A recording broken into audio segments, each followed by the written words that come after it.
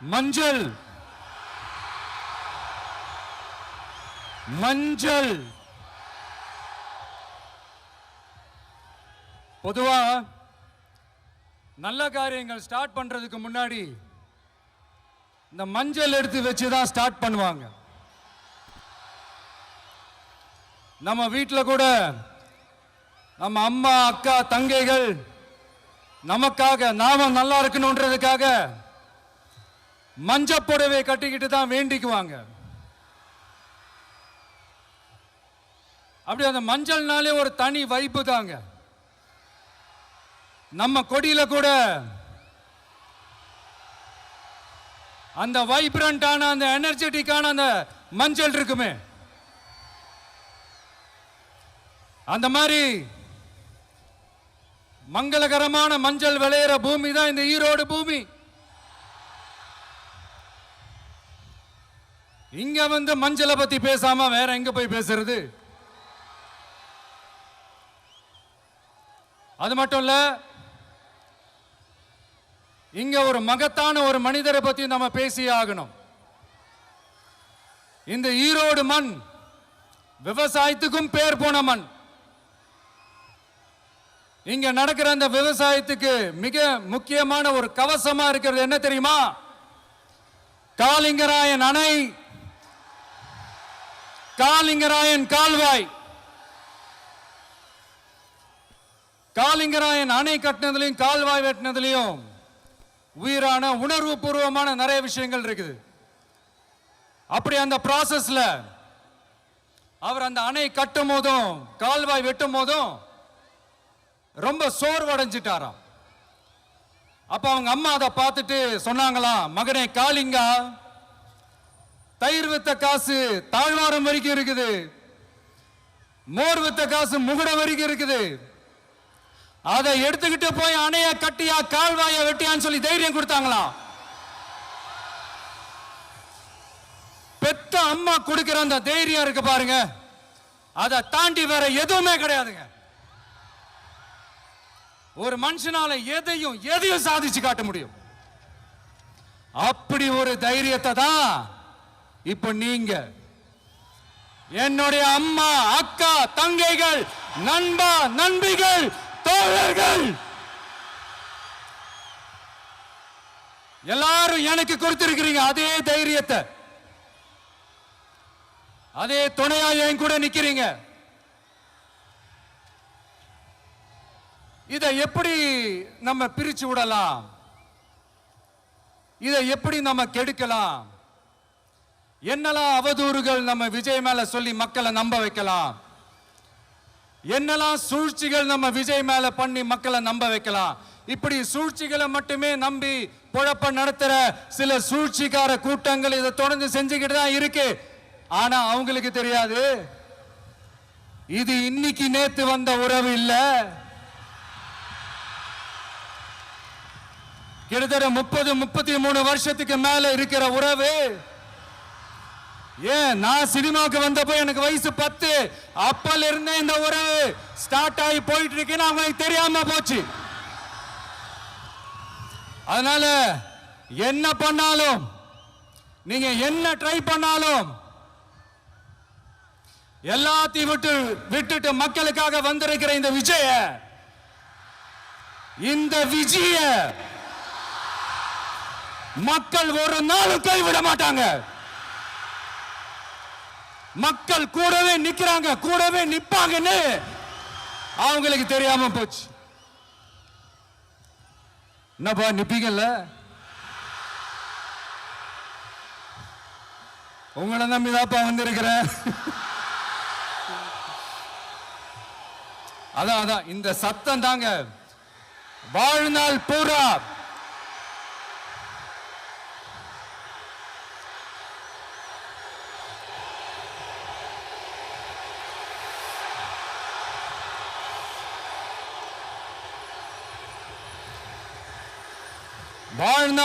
உங்களுக்கு நன்றியோடவே இருப்பேன். இப்போ நம்ம காளிங்கராயன் அவர்கள் அணையை கட்டுறதுக்காக பவானிக்கு போய் பார்க்கும்போது ஒரு இடத்துல ஒரு பாம்பு வந்து உட்கார்ந்துச்சான், படுத்துச்சான். அது படுத்த இடத்துல தான் அவர் அணையை கட்ட ஸ்டார்ட் பண்ணாராம். அப்புறம் அந்த பாம்பு வளைஞ்சி நெளிஞ்சி போற இடத்துலலாம் கால்வாயை வெட்டினார்னு சொல்லி சில வாய்மொழி கதைகள்லாம் சொன்னாங்க. தண்ணியை சேமிச்சு வச்சு குடிக்கிறதுக்கும் விவசாயத்துக்கும்.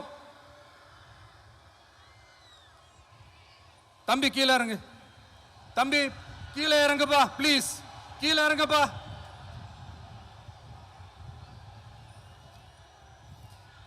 Okay, thank you thank you. கீழே இறங்குங்க, கீழே இறங்குப்பா. நீ இறங்கினாதான் முத்தம் கொடுப்பேன்.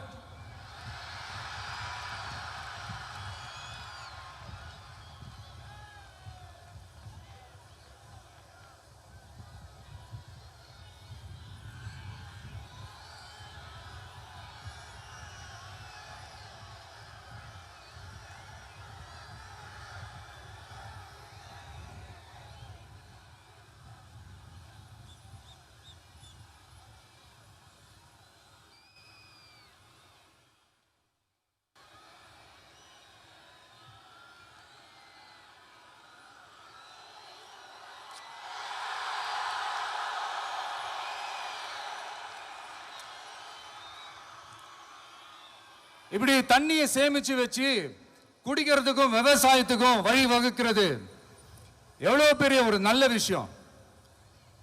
சோ இந்த மாதிரி நல்ல விஷயங்கள்லாம் செஞ்சிட்டு கதைகள் சொன்னா பரவாயில்ல, எதுவுமே செய்யாம கதைகளை மட்டும் அடிச்சு விடுறது எப்படி? அத்திக்கடவு அவிநாசி திட்டத்தை இன்னும் விரிவுபடுத்தினா அந்த 3 மாவட்டத்தில் இருக்கிற லட்சக்கணக்கான மக்களுக்கு எவ்வளவு பிரயோஜனமா இருக்கும்.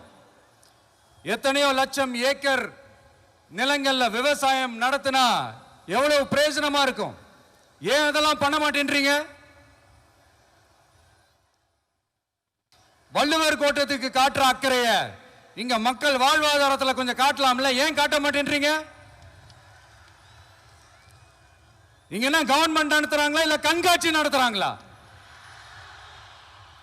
இந்த 21ஆம் நூற்றாண்டிலே மக்களை பத்தி எதுவுமே யோசிக்கிறது இல்ல. ஆனா அந்த காலத்திலேயே இது எல்லாத்தையும் பத்தி யோசிச்ச, மக்களை பத்தி, குடிக்கிற தண்ணியை பத்தி, விவசாயத்தை பத்தி, அணை கட்டுறதை பத்தி, கால்வாய் வெட்டுறதை பத்தி, இதெல்லாம் எங்கிருந்து? பவானியிலிருந்து நொய்யலாறு வரைக்கும் கால்வாய் வெட்டி இது எல்லாத்தையும் பத்தி யோசிச்ச காளிங்கராயன் அவர்களுக்கு கோடி கும்பிடு போட்டாலும் பத்தாதுங்க. இப்படி அந்த காலத்துல இருந்த ஒரு ஹீரோவை பத்தி பேசிட்டு இந்த காலத்துல, அதாவது 1920th செஞ்சுரியில இருந்த ஒரு ஹீரோவையும் பத்தி நம்ம பேசி ஆகணும்ல. ஒருத்தர் இலகிய மனம் கொண்ட ஹீரோனா இன்னொருத்தர் இரும்பு மாதிரி அயன் மேன் தான். எஸ், நம்ம ஈரோடு கடப்பாறை தான்.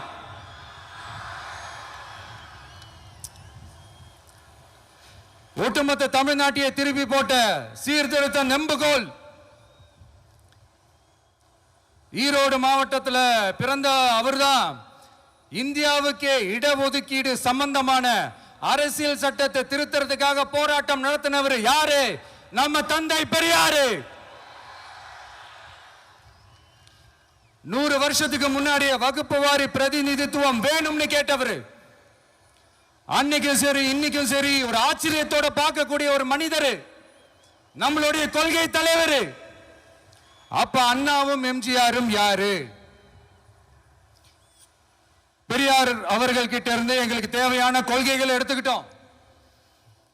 அவரை ஃபாலோ பண்ற, அவரை வழிகாட்டி ஏத்துக்கிட்ட அண்ணா அவர்கள் கிட்ட இருந்தோம், எம்ஜிஆர் அவர்கள் கிட்ட இருந்தோம் தேர்தல் அணுகுமுறையை எடுத்துக்கிட்டோம். அண்ணாவும் எம்ஜிஆரும் தமிழ்நாட்டோட சொத்து. அவங்கள பயன்படுத்துறத பத்தி யாரும் இங்க கம்ப்ளைண்ட்லாம் பண்ண முடியாது. அண்ணா எங்களோடது, எம்ஜிஆர் எங்களோடது, நீங்களா எடுத்துக்க கூடாது அப்படிலாம் யாரும் இங்க அழுதுட்டு இருக்க முடியாது, சொல்லிவிட்டேன். அதனால நாங்க ஒரு வழியில அரசியல் செஞ்சுக்கிட்டு போயிட்டு இருக்கிறோம். உங்களுக்கு தான் டிவிக்கு ஒரு பொருட்டே இல்லைல்ல, அப்புறம் ஏன் கதறீங்க? அப்புறம் ஆளுக்கு அங்க போயிட்டு இங்க போயிட்டு புலம்பி தள்ளிக்கிட்டு இருக்கிறீங்க. இது எப்படி இருக்கு தெரியுமா? எனக்கு பயம் இல்ல, எனக்கு பயம் இல்ல அப்படின்னு சத்தமா சவுண்ட் விட்டுக்கிட்டே சத்தமா பாட்டு பாடிக்கிட்டே இந்த நடுங்கிக்கிட்டே சின்ன பசங்க நடந்து போவாங்க. அந்த மாதிரி இருக்கு. முதல்ல மண்டையில் இருக்கிற கொண்டைய மறைங்க சார்.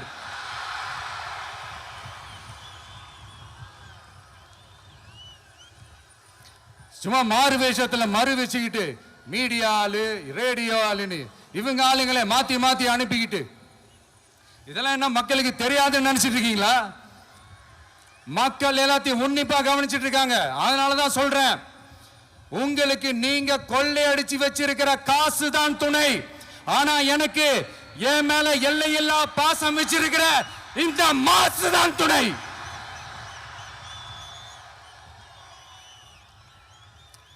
இப்படி நமக்கு துணையா இருக்கிற ஈரோடு மக்களுக்காக நான் இப்போ குரல் கொடுக்கலான்னு வந்திருக்கிறேன்.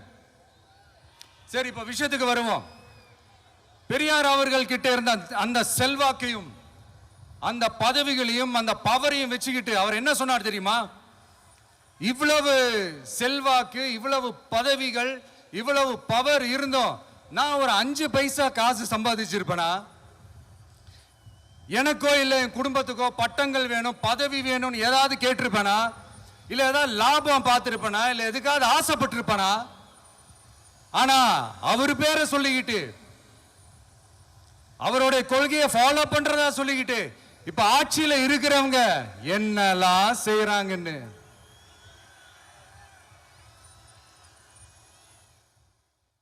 அதனாலதான் சொல்றோம், பெரியார் பேரை சொல்லிக்கிட்டு தயவு செஞ்சு கொள்ளையடிக்காதீங்கயா, தயவு செஞ்சு கொள்ளையடிக்காதீங்க. அவரு பேரை சொல்லிக்கிட்டு பெரியார் பேரை சொல்லி கொள்ளையடிக்கிற இவங்க தான் நம்மளுடைய அரசியல் எதிரி. மக்களை நீங்க சொல்லுங்க, நம்மளுடைய அரசியல் எதிரி யாரு? நம்மளுடைய கொள்கை எதிரி யாரு? ரிப்பீட், நம்மளுடைய அரசியல் எதிரி யாரு? நம்மளுடைய கொள்கை எதிரி யாரு? உங்களுக்கு புரியுது இல்ல? எனக்கு அது போதும்யா, எனக்கு வேற எதுவுமே தேவையில்லை.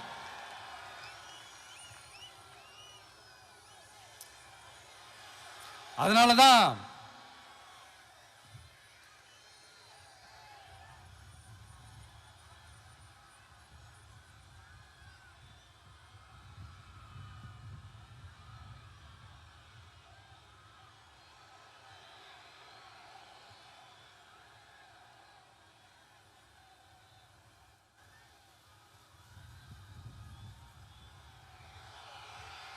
உங்களுக்கு நம்மளை பத்தி நம்ம அரசியலோட நீங்க எல்லாரும் என்னோட அரசியலோட கனெக்டடா இருக்கீங்கன்றது ரொம்ப தெளிவா தெரியுது. அதனால எனக்கு அது போதும். அதனாலதான் எதிரிகள் யாருன்னு சொல்லிட்டு களத்துக்கு வந்திருக்கிறோம். அதனால அவங்கள மட்டும் தான் எதிர்ப்போம். அதுவும் அந்த எதிரிகள் யாரு இப்போ இங்க 2026 சட்டமன்ற தேர்தலில் களத்தில் இருக்கிறாங்களோ அவங்கள மட்டும் தான் எதிர்ப்போம். சும்மா களத்திலே இல்லாதவங்களையும், களத்துக்கும் அவங்களுக்கும் சம்பந்தமே இல்லாதவங்களையும் எதிர்க்கிற ஐடியாலாம் இல்ல பாஸ். நீங்க கேட்கிறீங்கன்றதுக்காக எதிர்த்துட்டு இருக்க முடியாது பாஸ். எங்களுக்கு நிறைய வேலை இருக்குது.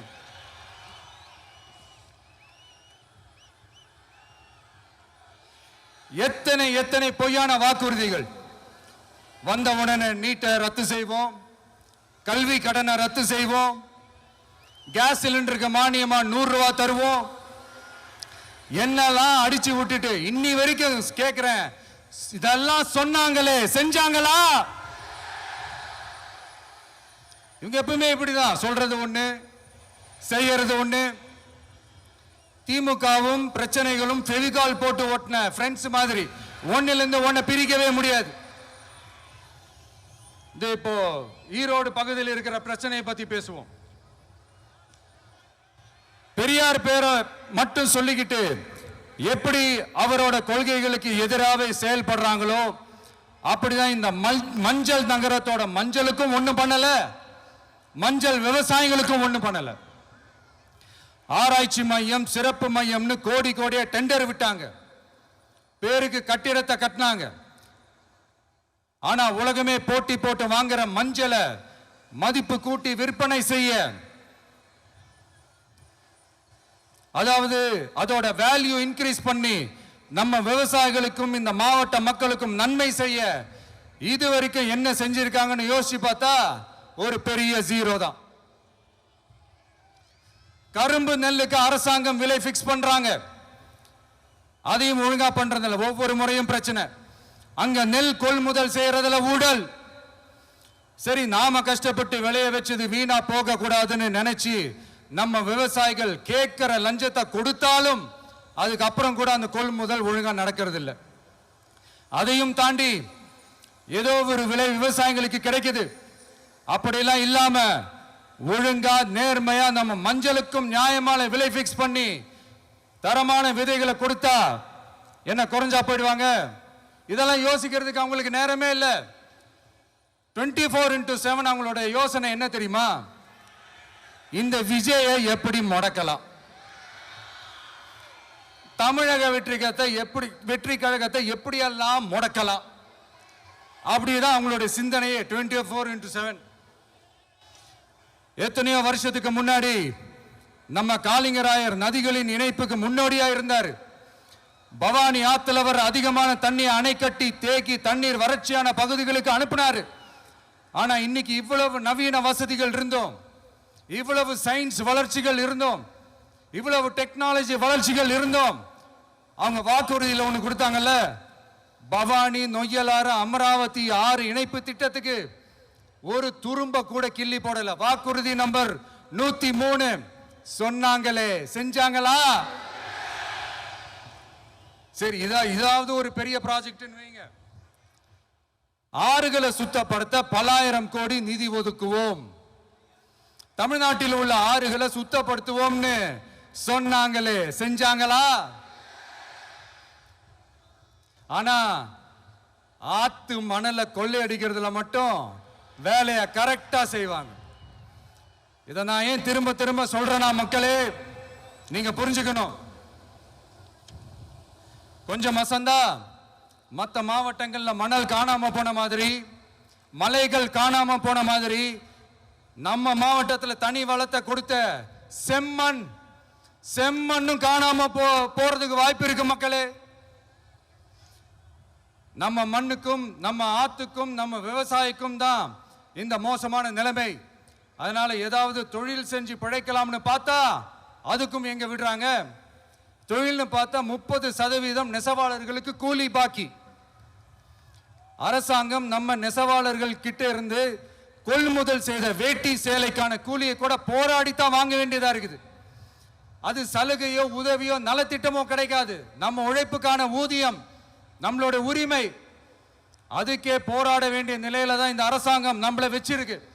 நல்லா பார்த்துக்கங்க மக்களே, உரிமைக்கு குரல் கொடுத்தவங்க தான் இவங்க. சிறு குறு தொழில்கள் பீக் ஹவர்ஸ் சார்ஜ்னு கரண்ட்டுக்கு அநியாய விலை வச்சு அதையும் செய்ய விடாம நம்மளை முடக்கிடுறாங்க. அந்த பீக் ஹவர்ஸ் சார்ஜ் கொள்ளையால எத்தனை வருஷமா எவ்வளவு பேர் பாதிக்கப்படுறோம், எவ்வளவு தொழில்கள் பாதிக்கப்படுது. நாமளும் கத்துறோம், போராடுறோம், கோரிக்கை வைக்கிறோம். எதையாவது இவங்க கண்டுக்கிறாங்களா? கொஞ்சம் யோசிங்க. ஏன் கண்டுக்க மாட்டேன்றாங்கன்னு கொஞ்சம் யோசிங்க. அப்பதாங்க பிரைவேட்ல அதிக விலைக்கு கரண்ட் வாங்க முடியும், அதுக்கு டெண்டர் விட முடியும். அப்படி டெண்டர் விட்ட மேட்டர்ல எல்லாம் என்ன நடக்கும்னு உங்களுக்கும் தெரியும், எனக்கும் தெரியும், நம்ம எல்லாருக்குமே தெரியும். இந்த மாதிரி ஈரோடுல மட்டும் இல்ல, எந்த மாவட்டத்துக்கு போனாலும் பிரச்சனைகள் மேல பிரச்சனைகள் தான். அதையெல்லாம் தீக்கிறதுக்கு ஒரு சொல்யூஷன் கூட சொல்லாம இதுல வேற பெருமையா மாடல் அரசுங்கிறது இல்ல. நான் கேட்கிறேன், கூச்சமா இல்ல?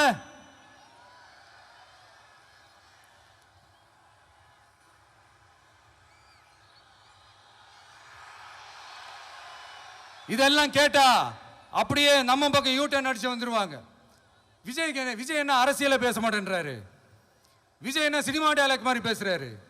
விஜயனா பஞ்சு டைலாக் பேசுறாரு, விஜயனா 10 நிமிஷம் தான் பேசுறாரு, 9 நிமிஷம் தான் பேசுறாரு. நான் எத்தனை நிமிஷம் பேசினா உங்களுக்கு என்ன சார்? நான் எப்படி பேசினா உங்களுக்கு என்ன சார்?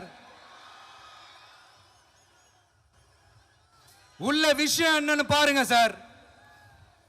ஒவ்வொரு மாவட்டத்துக்கும் போய் மக்கள் ஃபேஸ் பண்ற பிரச்சனைகளை எடுத்து பேசிட்டு இருக்கிறேன். பின்ன அது அரசியல் இல்லாம வேற எதுதான் அரசியல்? உங்களை மாதிரி தனிப்பட்ட முறையில தரக்குறைவா அசிங்கமா பேசுறதுதான் அரசியல்னா அந்த அரசியல் நமக்கு வராது. வராதுன்னா நல்லாவே வரும். உங்களை விட எனக்கு அது நல்லாவே வரும். வேணான்னு விட்டு வச்சிருக்கிறோம். அப்புறம் உங்களுக்கு நமக்கு என்ன வித்தியாசம்? காஞ்சிபுரத்தில் நாம பேசும்போது இந்த மாதிரி உங்களால் அமைக்கப்பட போற ஆட்சியில நம்ம ஆட்சிக்கு வந்த உடனே என்னெல்லாம் செய்ய போறோம்ன்றது சிலது சொன்னோம். அதையெல்லாம் தப்பா புரிஞ்சுக்கிட்டு இப்போ சொல்றேன், விளக்கமா சொல்றேன். நான் சலுகைகளுக்கு எதிரானவன் கிடையாது. மக்களுக்கான சலுகைகளை இலவசம்னு சொல்லி அசிங்கப்படுத்துறதுல எனக்கு உடன்பாடு கிடையாது. மக்கள் காசுல மக்களுக்கு செய்யறது எப்படி இலவசம்னு சொல்லுவீங்க? அப்படியே செஞ்சிட்டாலும் ஓசில போறேன்னு சொல்லி அசிங்கப்படுத்துறீங்க. என்ன கேட்கறதுக்கு ஆள் இல்லைன்னு நினைச்சீங்களா? மக்களுக்கு ஒண்ணுன்னா இந்த விஜய் வந்து நிப்பா, இந்த விஜய் வந்து கேள்வி கேட்பா. இந்த விஜய் எப்பவுமே மக்கள் பக்கம் தான். அதே மாதிரி மக்களும் என் பக்கம் தான். என் மக்கள் மானத்தோட மரியாதையோட கௌரவத்தோட வாழணும். என் மக்கள் யாருக்கும் கீழே கிடையாது. அப்படி அவங்க கௌரவத்தோட வாழணும்னா அவங்களுக்கான வாழ்க்கை தரம் உயரணும். வாழ்க்கை தரம் உயரணும்னா அவங்களோட வாழ்வாதாரம் உயரணும். வாழ்வாதாரம் உயர்ந்தாதான் பொருளாதாரம் உயரும். பொருளாதாரம் உயர்ந்தாதான் வசதி வாய்ப்புகள் உயரும். இதெல்லாம் உயர்ந்தாலே ஆட்டோமேட்டிக்கா அவங்களோட வாழ்க்கை தரம், அவங்களுக்கான மரியாதை, அவங்களுக்கான கௌரவம் எல்லாமே உயரும். இதுக்கான வழிகள், அந்த சூழல்களை அந்த கவர்மெண்ட் அமைச்சு கொடுக்கணும். இதுக்கான அந்த திட்டங்களை செயல்படுத்தணும். இதெல்லாம் செஞ்சாதான் அந்த அரசாங்கம் ஒரு நல்ல அரசாங்கம். இதைத்தான் சொன்னோம்.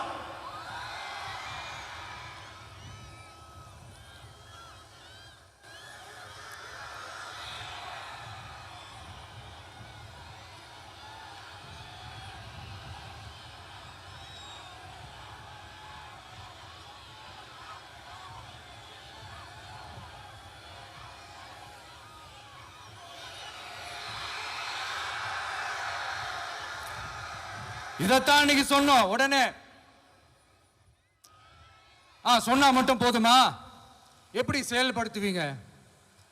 நாங்க என்ன வாயிலேயே வடை சுடுறதுக்கு டிஎம்கேவா? டிவிகேடா?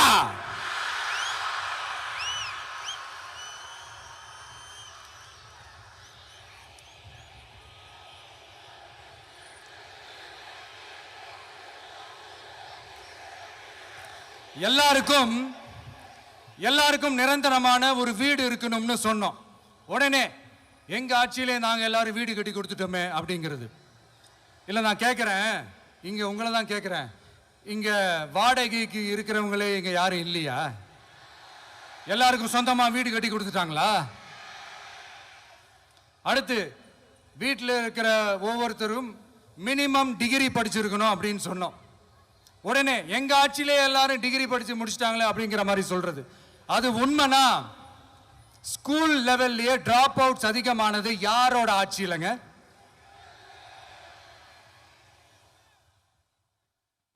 பசங்க பிள்ளைங்க யாரும் ஸ்கூல்ல சேரலன்னு சொல்லிட்டு எனக்கு தெரிஞ்சு 207 கவர்மெண்ட் ஸ்கூல்ஸ் மூடினது யாரோட ஆட்சியிலங்க? இதுல கல்வியில் சிறந்த தமிழ்நாடுன்னு டிராமா வேற. அடுத்து குடும்பத்தில் ஒருத்தருக்கு நிரந்தரமான வருமானம் வரணும், வேலை வாய்ப்பு கிடைக்கணும் அப்படின்னா நாங்க கொடுக்காத வருமானமா, நாங்க கொடுக்காத வேலையா அப்படிங்கிறது. எத்தனையோ லட்சம் காலி பணியிடங்கள் நிரப்புவோம்னு வாக்குறுதி கொடுத்துட்டு ஆட்சிக்கு வந்தீங்களே, எத்தனை லட்சம் காலி பணியிடங்களை நிரப்புனீங்க? அட்லீஸ்ட் 1 லட்சம் காலி பணியிடங்களாவது நிரப்புனீங்களா? இதெல்லாம் சொல்லிட்டு மக்களை ஏமாத்துறது யாரோட ஆட்சியிலங்க? அடுத்து ரொம்ப முக்கியமா பெண்களுக்கு பாதுகாப்பு இல்லை, சட்டம் ஒழுங்கு சரியா இல்லைன்னு சொன்னா தமிழ்நாட்டில் பெண்கள் பாதுகாப்பு தான் அதிகமா இருக்குதான். நீங்க சொல்லுங்க மக்களே, பெண்கள் பாதுகாப்பு இருக்கு, சட்டம் ஒழுங்கு சரியா இருக்கு? அவங்க சொல்றது உண்மையா? அவங்க சொல்றதை நீங்க ஏத்துக்கிறீங்களா? சத்தமா கேக்குதா சார்? இதுதான் ரியாலிட்டி, இதுதான் நிஜம். நம்மளுடைய ஆட்சியில சட்டம் ஒழுங்குல சமரசமே இருக்காது. அதனாலதான் இவ்வளவு ஸ்ட்ராங்கா சொல்றோம், தைரியமா இருங்க மக்களே. இந்த மாதிரி விஷயங்கள்லாம் நம்ம மக்கள் கிட்ட எடுத்து சொன்னா உடனே இந்த இது எடுத்துட்டு வந்துருவாங்க.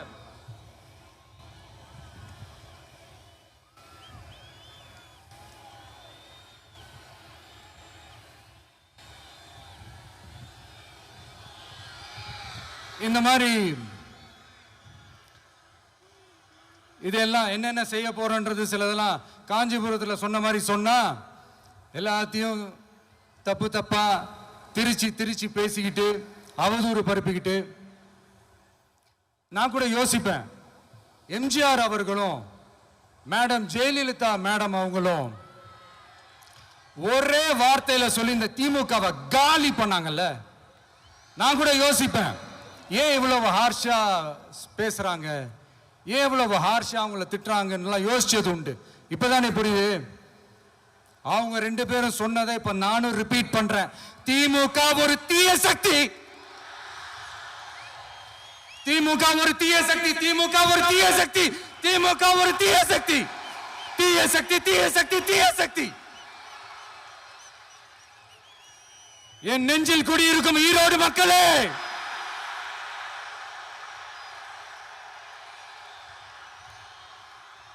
டிவிகே ஒரு தூய சக்தி. எப்படி? டிவிகே ஒரு தூய சக்தி. தூய சக்தி டிவிகேவுக்கும் தீய சக்தி டிஎம்கேவுக்கும் தான் போட்டியே.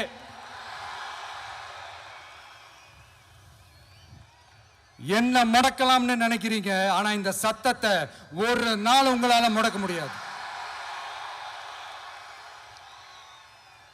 மக்கள் விரோத திமுக அரசை வீழ்த்த மக்கள் சக்தியான நம்மளால மட்டும்தான் முடியும். அண்ணன் செங்கோட்டையன் அண்ணன் அவர்கள் நம்ம கூட வந்து சேர்ந்தது நமக்கு ஒரு மிகப்பெரிய ஒரு பலம். அந்த மாதிரி செங்கோட்டையன் அண்ணன் அவர்கள் மாதிரி இன்னும் நிறைய பேர் வந்து சேர இருக்கிறாங்க. அவங்க எல்லாருக்குமே அந்த உரிய அங்கீகாரத்தை கொடுப்போம். அது மட்டும் இல்ல, அப்புறம் இன்னொரு விஷயம் சொல்ல மறந்துட்டேன். இப்போ ரீசண்டா ஒரு இடத்துல நம்ம சிஎம் சார் அவர்கள் பேசும்போது சொன்னாங்க, என் கேரக்டரையே புரிஞ்சுக்க மாட்டேங்கிறேன். இது சினிமா டயலாக் இல்லையா? நான் ஏதாவது பேசினா சினிமா டயலாகா? சார் பேசினா அது சினிமா டயலாக் இல்லையா? சிலப்பதிகாரத்திலிருந்து எடுத்ததான் அந்த லைன். என் கேரக்டரையே புரிஞ்சிக்க மாட்டேன்றது. உங்களை எப்படிதான் சார் புரிஞ்சுக்கிறது? எந்தெந்த விஷயத்துலலாம் சார் உங்க கேரக்டர் நாங்கள் புரிஞ்சுக்கிறது?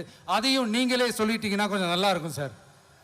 சட்டம் ஒழுங்குல நாடே சந்தி சிரிக்குது, அதுலையா?